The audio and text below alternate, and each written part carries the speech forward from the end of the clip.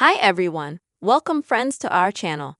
In this video, I will tell you and also show you how you can quickly and easily enable iMessage on your iPhone. Please subscribe friends to this channel, and also please put your likes under the video, and don't forget to write comments after watching. And let us get down to the topic. iMessage is a special message that you can exchange between people who have an iPhone or iPad device. It is a very handy thing to have.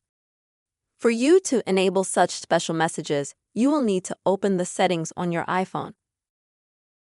Now swipe to the very bottom and go to the Apps option. You will have to enter Just Message in the search box. Open this section and scroll down a little bit and you will see a folder with iMessage option. If you have this option disabled, just click on it to enable iMessage on your iPhone. Or if iMessage is not working well, then you will just need to click on this button, turn it off, and re-enable it. Once you have iMessage connected, you can go to the section under iMessage, and here you will see the contact information that is added to iMessage. This can be your phone number and also the emails that are attached to it. And as needed, you can add some email or remove some email, and you can also change your phone number.